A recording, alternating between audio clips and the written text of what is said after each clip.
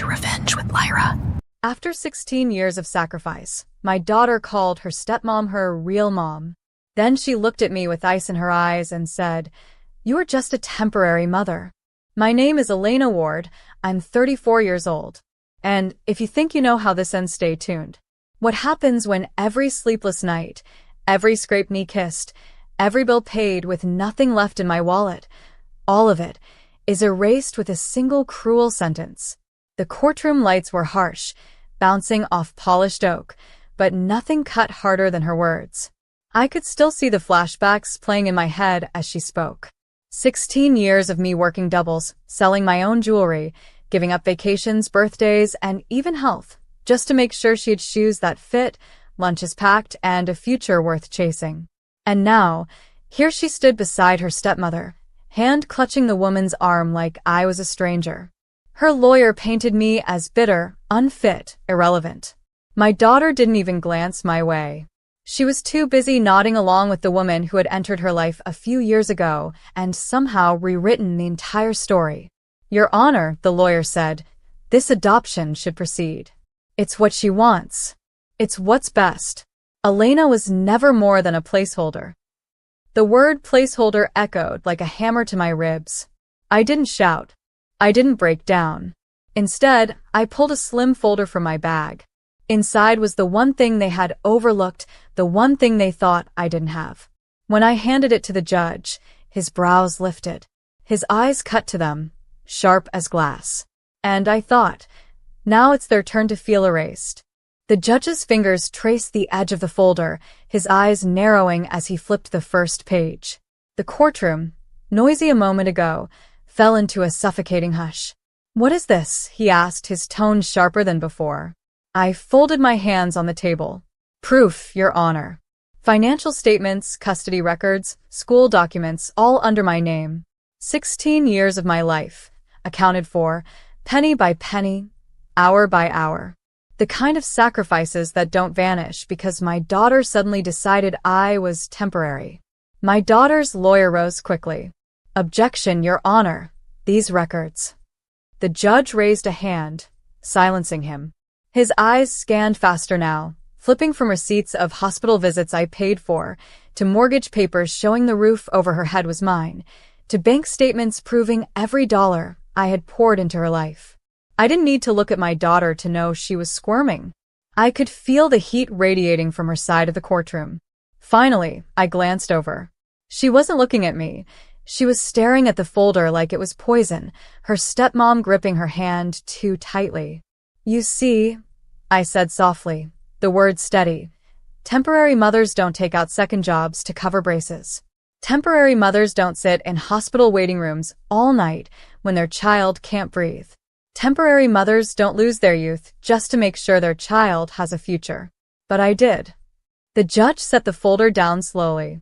His eyes, when they lifted to my daughter and her stepmom, were no longer neutral. They were cold. "This," he said, voice echoing, "changes everything."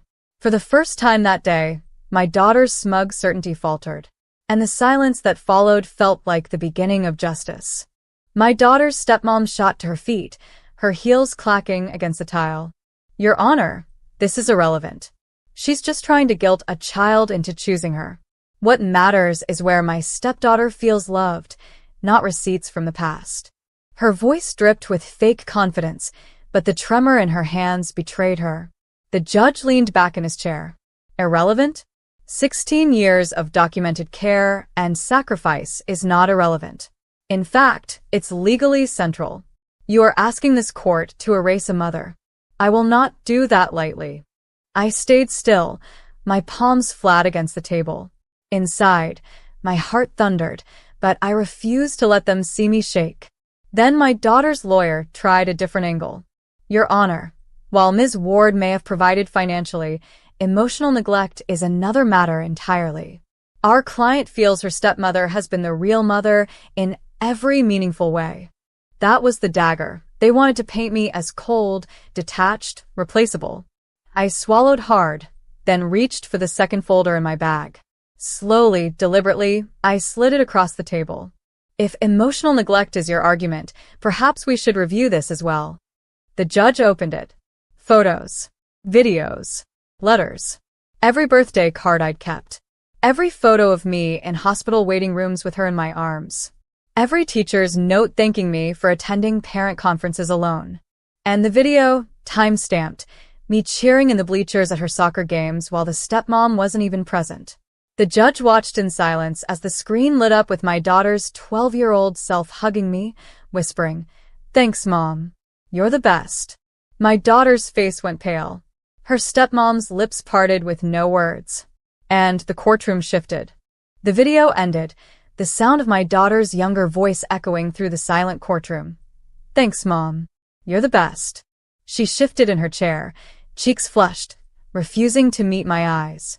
Her stepmom squeezed her hand tightly, whispering something I couldn't hear. The judge adjusted his glasses, gaze firm. "So this is the same woman you now call temporary? The one you're trying to erase from your life and records?" My daughter's lawyer stammered, "Children's feelings change over time, Your Honor." "Feelings may change," the judge cut him off, "but facts don't. This evidence shows consistent, active, present motherhood for 16 years. He tapped the folder. "It's becoming harder and harder to accept the claim that Ms. Ward was nothing but a placeholder." I stayed quiet, but my eyes locked on my daughter. I wasn't angry in that moment. I was hurt. Deeply. The kind of hurt that years of exhaustion and sacrifice only make sharper. "You once told me," I whispered, my voice carrying despite the silence, "that I was your safe place. That no matter what happened, I was home. Do you remember that, sweetheart?" Her lips trembled. She shook her head, staring at the desk as if the wood grain could swallow her whole. The judge leaned forward. "If there's more proof, Ms. Ward, I'd like to see it." I nodded. "There is." I pulled out the final piece, the legal documents showing the trust fund. A $2 million account I had fought for, saved into, protected for her future. And the clause at the bottom, adoption by another party nullifies access. The judge read it aloud. Gasps rippled through the room. My daughter's eyes finally met mine, shocked, wide, and terrified. And for the first time, it wasn't me on trial anymore. The judge read the final line twice, his brow furrowing deeper with every word. Adoption by another party nullifies access. The courtroom erupted in whispers. My daughter's lawyer tried to object, but the judge silenced him with a single raised hand. "This is binding?" "Yes, Your Honor," I said, my voice steady. 16 years ago, I opened that trust. Every extra dollar I made, every sleepless night, every sacrifice I put away for her future, it went into that account. $2 million, protected under one condition. If she chose to be adopted by anyone else, she would lose it. Gasps echoed through the gallery. My daughter's stepmom's face drained of color. She grabbed my daughter's hand tighter, whispering urgently, but the girl's wide eyes stayed locked on the papers. The judge tapped the document. So, if this adoption proceeded, she would legally forfeit $2 million? Yes, I confirmed quietly. She wouldn't just erase me. She'd erase her future. My daughter's lips parted, trembling. You tricked me." I swallowed, meeting her gaze. "No. I protected you. Because I knew there might come a day when someone convinced you I wasn't enough. And now you see what that day costs." Her lawyer scrambled, flipping through papers muttering, "There must be a loophole." But the judge had already closed the folder. His verdict was written across his face. "This court cannot and will not approve an adoption that results in this kind of financial self-destruction. Case dismissed." The gavel struck, sharp and final. My daughter looked shattered, her stepmom furious, whispering venom in her ear. But all I felt was an ache, a mix of grief and relief, as the courtroom emptied. For 16 years, I had carried everything. And now, finally, the weight shifted back to them. The courtroom emptied slowly, but I stayed seated, watching from the corner of my eye. My daughter refused to look at me. She clung to her stepmom's arm, but her face was pale, her lips trembling. $2 million, she whispered harshly. "You told me this was the right thing.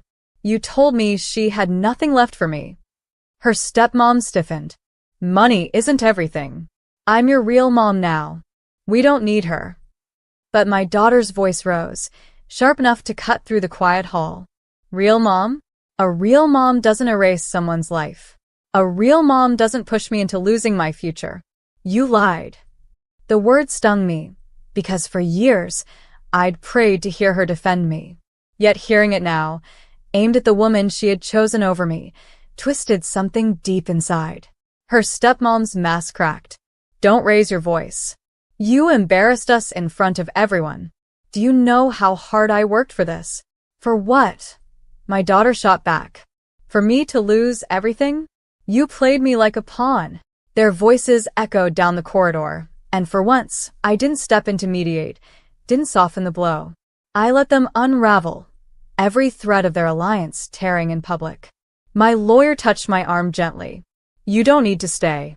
You've already won. But this wasn't about winning. It was about truth. I stood slowly, gathering the folders, and finally let my daughter's gaze find mine. For the first time that day, her eyes weren't cold. They were uncertain. She opened her mouth, but no words came. Just silence. And sometimes, silence says everything. The week after the courtroom battle, our home felt like a war zone. Calls from relatives, neighbors whispering, friends picking sides. It was exhausting. My daughter stayed mostly silent, but her eyes darted to me now and then, filled with questions she didn't dare ask aloud. Her stepmom tried to assert control, but the cracks were widening. She barked orders, threw passive-aggressive comments my way, but my daughter no longer flinched.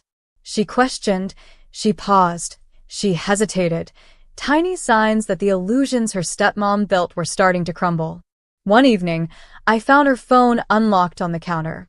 Messages from her stepmom, carefully hidden, threatened to rewrite her story if she didn't comply. My daughter froze as she read them, pale and shaking. You see now, I said softly, why truth matters more than money. She nodded, tears threatening, and for the first time, I felt a flicker of the bond we had almost lost. The next day, during a family gathering, her stepmom tried to flaunt control again. She boasted about her achievements, her influence, even her wisdom in guiding my daughter. But I had prepared quietly, emails, receipts, texts, all proof of her manipulations and lies. I didn't shout. I simply laid the evidence out on the table. Gasps filled the room. Faces paled. The people who had once supported her stepmom turned, incredulous, staring at the undeniable truth. My daughter looked at me, eyes wide, a hesitant smile beginning to form. Her stepmom froze, realizing her empire of deceit was collapsing. Every insult, every threat, every manipulation backfired, leaving her exposed and powerless. Finally, silence. Heavy, absolute silence, except for my daughter, whispering, I understand now. And in that moment, I realized that revenge wasn't about anger or destruction. It was about justice, clarity, and reclaiming what was rightfully ours. The courtroom doors closed behind us one last time.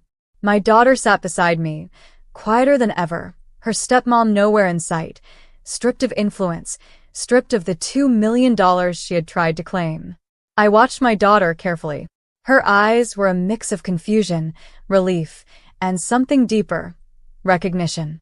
She finally saw that loyalty, love, and truth couldn't be bought, manipulated, or rewritten. Weeks later, I received an email from her stepmom, cold, short, and bitter. No apologies, no explanations. Just the acknowledgement that everything she tried to take was gone. Every subtle insult, every hidden agenda, every lie exposed gone. I didn't reply. I didn't have to. The law had spoken, justice had been served, and my daughter finally understood her real foundation, me. We began rebuilding quietly. Not with extravagant gestures or public displays, but with simple dinners, late-night talks, laughter that returned slowly, hesitantly, but genuinely. I watched her grow into herself, shedding layers of fear, doubt, and manipulation. Her stepmom's shadow faded into the background, powerless and irrelevant.